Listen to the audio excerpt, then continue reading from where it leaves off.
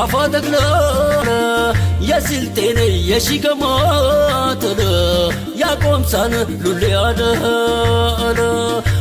የሰራነው ስራ ቢያንስ በሁሉ ተቋማት ያሉ ስራዎች ማየት ባንችል በግብርናው ከፍተኛ ርብርብ ሲደረግ ነበር። የላንፎሮ ወረዳ በተለይ በዚህ አመት የጸደይ ልማትም ላይ በጣም አበረታች ውጤት ነው ያገኘነው። የሽምብራ ልማት ላይ ከፍተኛ ውጤት የተገኘበት ወረዳ ነው።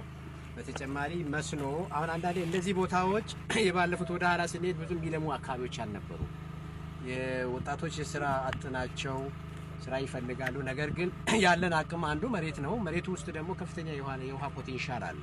እዚህ ይሄን ጉልበትና ውሃን ስናቀናጅ የአመራሩ ተገቢ ድጋፍ ክትትልና ለዚህ የሚያስፈልግ ካፒታል ስናመቻች ውጤት ማምጣት እንደምንችል የታየበት ነው።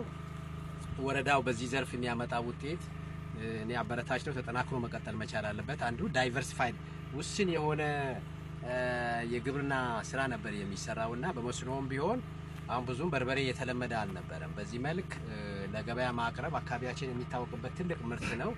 ለኢንዱስትሪ ትልቅ ግብአት የሚሆን ምርት ነውና ከዛ አንፃር የጀመራችሁት ነገር ጥሩ ነው። የአካባቢ ዋጋን በተለይ በቲማቲም በሽንኩርት እና ባለፈው ደግሞ እንደ ዞንም ከፍተኛ የስንዴ ማሳ ያገኘ ነው። የስንዴ በመዝራት የበጋ መስኖ ላይ ውጤታማ የሆነ ወረዳ ነው።